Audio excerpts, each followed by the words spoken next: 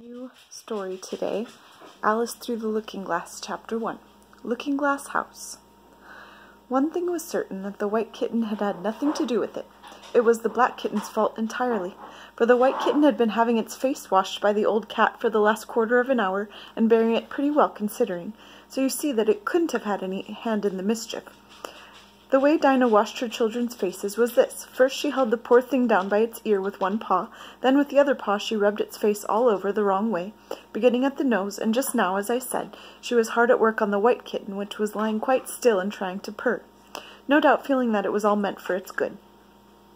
But the black kitten had been finished with earlier in the afternoon, and so while Alice was sitting curled up in a corner of the great armchair, half talking to herself and half asleep, the kitten had been having a grand game of romps with the ball of worsted Alice had been trying to wind up, and had been rolling it up and down till it had all come undone again, and there it was, spread over the hearth rug, all knots and tangles, with the kitten running over its own tail in the middle. "Oh, you wicked little thing!" cried Alice, catching up the kitten and giving it a little kiss to make it understand that it was in disgrace. "Really, Dinah ought to have taught you better manners. You ought, Dinah, you know you ought," she added, looking reproachfully at the old cat, and speaking in as cross a voice as she could manage.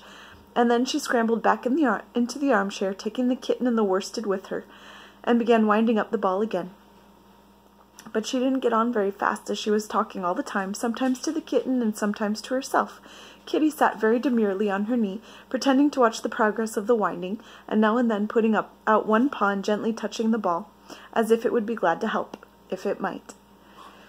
"Do you know what tomorrow is, Kitty?" Alice began.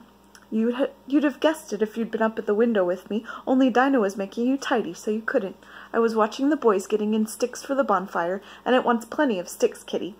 Only it got so cold, and it snowed so, they had to leave off. Never mind, Kitty, we'll go and see the bonfire tomorrow." Here Alice wound 2 or 3 turns of the worsted round the kitten's neck, just to see how it would look. This led to a scramble, in which the ball rolled down upon the floor, and the yards and yards of it got unwound again. "Do you know I was so angry, Kitty," Alice went on as soon as they were comfortably settled again, "when I saw all the mischief you had been doing. I was very nearly opening the window and putting you out into the snow, and you'd have deserved it, you mischievous little darling. What have you got to say for yourself? Now don't interrupt me," she went on, holding up one finger. "I'm going to tell you all your faults. Number 1, you squeaked twice while Dinah was washing your face this morning. Now you can't deny it, Kitty. I heard you. What's that you say?" pretending that the kitten was speaking. "Her paw went into your eye. Well, that's your fault for keeping your eyes open. If you'd shut them tight, it wouldn't have happened. Now don't make any more excuses, but listen. Number 2, you pulled Snowdrop away by the tail just as I had put down the saucer of milk before her. What, you were thirsty, were you? How do you know she wasn't thirsty too? Now for number 3, you've unwound every bit of the worsted while I wasn't looking. That's 3 faults, Kitty, and you've not been punished for any of them yet. You know I'm saving up all your punishments for Wednesday week.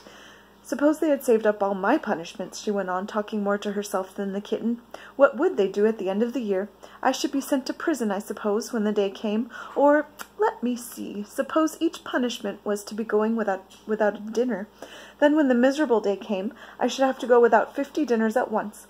Well, I shouldn't mind that much. I'd far rather go without them than eat them. Do you hear the snow against the window panes, Kitty? How nice and soft it sounds, just as if someone was kissing the window all over outside. I wonder if the snow loves the trees and fields that it kisses them so gently. And then it covers them up snug, you know, with a white quilt, and perhaps it says, 'Go to sleep, darlings, till the summer comes again.' Go on now. And when they wake up in the snow, Kitty, they dress themselves all in green and dance about whenever the wind blows." "Oh, that's very pretty," cried Alice, dropping the ball of worsted to clap her hands. "And I do so wish it was true. I'm sure the woods look sleepy in the autumn when the leaves are getting brown. Kitty, can you play chess? Now don't smile, my dear. I'm asking it very seriously, because when we were playing just now, you watched just as if you understood it, and when I said check, you purred. Well, it was a nice check, Kitty, and really I might have won, if it hadn't been for that nasty knight that came wiggling down among my pieces. Kitty, dear, let's pretend. And here I wish I could tell you half the things Alice used to say, beginning with her favorite phrase, 'Let's pretend.'" She had begun with "Let's pretend we're kings and queens," and her sister, who liked being very exact, had argued that they couldn't because there were only 2 of them. And Alice had been reduced at last to say, "Well, you can be one of them then, and I'll be all the rest." And once she had really frightened her old nurse by shouting suddenly in her ear, "Nurse, do let's pretend that I'm a hungry hyena and you're a bone." But this is taking us away from Alice's speech to the kitten. "Let's pretend that you're the Red Queen, Kitty. Do you know, I think if you sat up and folded your arms, you'd look exactly like her. Now do try, there's a dear." And Alice got the Red Queen off the table and set it up before the kitten as a model for it to imitate. However, the thing didn't succeed principally, Alice said, because the kitten wouldn't fold its arms. So to punish it, she held it up to the looking-glass that it might see how sulky it was. "And if you're not good directly," she added, "I'll put you through into the looking-glass house. How would you like that? Now, if you'll only attend, Kitty, and not talk so much, I'll tell you all my ideas about Looking-Glass House. First, there's the room you can see through the glass. That's just the same as our drawing room, only the things go the other way. I can see all of it when I get upon a chair. All but the bit behind the fireplace. Oh, I do wish I could see that bit. I want so much to know whether they've a fire in the winter. You never can tell, you know, unless our fire smokes. Then the smoke comes up on that room too. But that may be only pretense, just to make it look as if they had a fire. Well then, the books are something like our books, only the words go the wrong way. I know that because I've held up one of our books to the glass, and then they hold up one in the other room. How would you like to live in the Looking-Glass House, Kitty? I wonder if they'd give you milk in there. Perhaps looking-glass milk isn't good to drink, but oh, Kitty, now we come to the passage. You can just see a little peep of the passage in the Looking-Glass House. If you leave the door of our drawing room wide open, it's very like our passage as far as you know, only you know it may be quite different on beyond. Oh, Kitty, how nice it would be if we could only get through into Looking-Glass House. I'm sure it's got, oh, such beautiful things in it. Let's pretend there's a way of getting through into it somehow, Kitty. Let's pretend the glass has got all soft like gauze, so that we can get through. Why, it's turning into a sort of mist now, I declare. It'll be easy enough to get through." She was up on the chimney-piece while she said this, though she hardly knew how she had got there, and certainly the glass was beginning to melt away, just like a bright silvery mist. In another moment, Alice was through the glass, and had jumped lightly down into the looking-glass room. The very first thing she did was to look whether there was a fire in the fireplace. She was quite pleased to find that there really was a real one, blazing away as brightly as the one she had left behind. "So I shall be as warm here as I was in the old room," thought Alice. "Warmer, in fact, because there'll be no one here to scold me away from the fire. Oh, what fun it'll be when they see me through the glass and here, and can't get at me."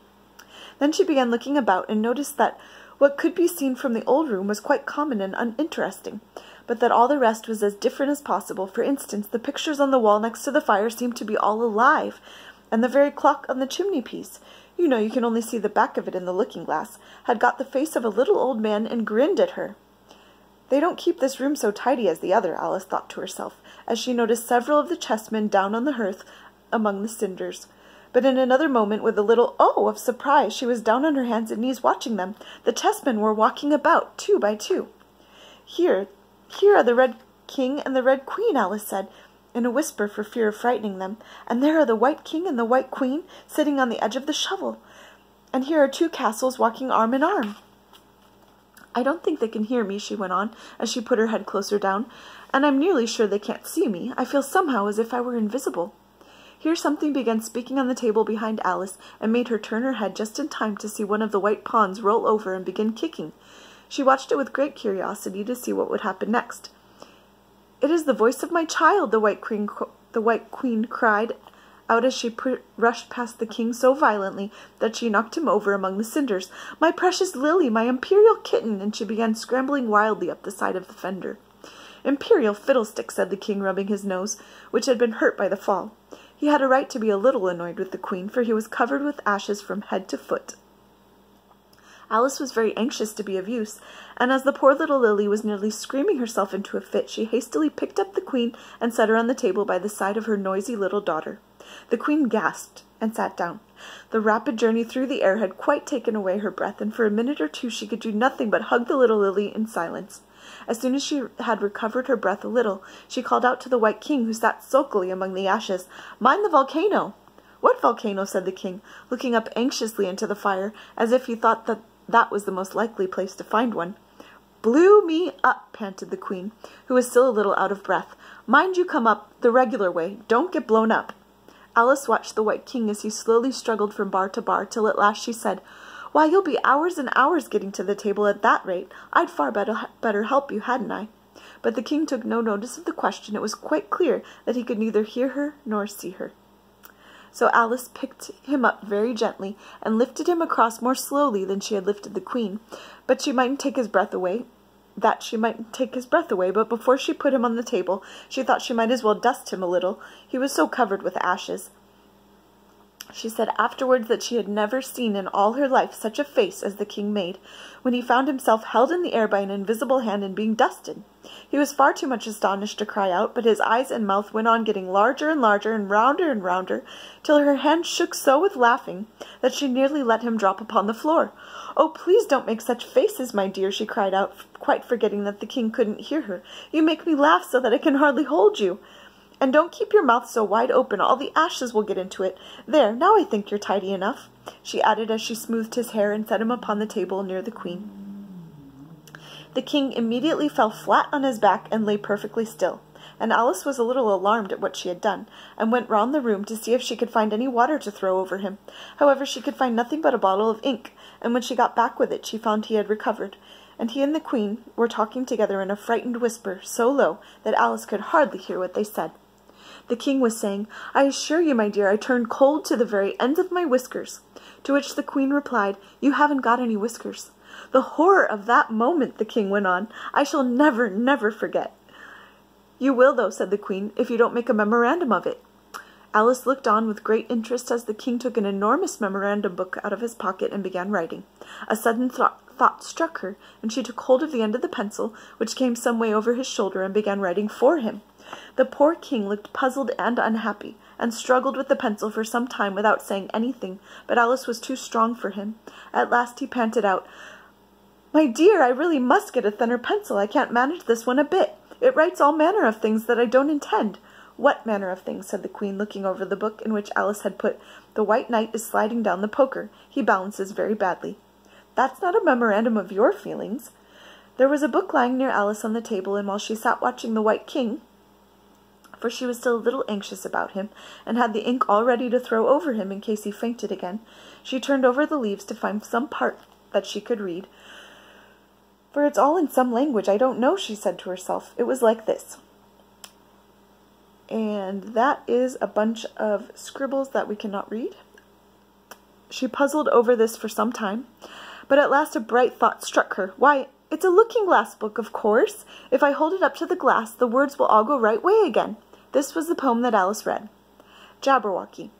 "'Twas brillig and the slithy toves did gyre and gimble in the wabe. All mimsy were the barragroves, and the mome-raths outgrabe. Beware the Jabberwock, my son, the jaws that bite, the claws that catch, before the Jub bird, and shun the frumious Bandersnatch. He took his vorpal sword in hand, long time the manxome foe he sought, so rested he by the Tumtum tree, and stood a while in thought. And as in uffish thought he stood, the Jabberwock, with eyes of flame, came whiffling through the Tulgey wood, and burbled as it came. 1, 2, 1, 2, and through the vorpal blade went snicker snack. He left it dead, and with its head he went galumphing back. And hast thou slain the Jabberwock? Come to my arms, my beamish boy. O fraptious day, callooh, callay, he chortled in his joy. 'Twas brillig and the slithy toves did gyre and gimble in the wabe. All mimsy were the borogoves, and the mome-raths outgrabe. It seems very pretty, she said when she had finished, but it's rather hard to understand. You see, she didn't like to confess even to herself that she couldn't make it out at all. Somehow it seems to fill my head with ideas, only I don't exactly know what they are. However, somebody killed something, that's clear at any rate. But oh, thought Alice, suddenly jumping up, if I don't make haste I shall have to go back through the looking-glass before I've seen what the rest of the house is like. Let's have a look at the garden first. She was out of the room in a moment and ran downstairs. Or at least, it wasn't exactly running, but a new invention of hers for getting downstairs quickly and easily, as Alice said to herself. She just kept the tips of her fingers on the handrail and floated gently down without even touching the stairs with her feet. Then she floated on through the hall and would have gone straight out at the door in the same way if she hadn't caught hold of the doorpost. She was getting a little giddy with so much floating in the air, and was rather glad to find herself walking again in the natural way. And I will show you what a Jabberwock looks like, because you may not know. That is the Jabberwock, and can only be killed with the Vorpal blade. And that is the end of chapter 1 of Through the Looking Glass. I hope you have a wonderful night. God bless.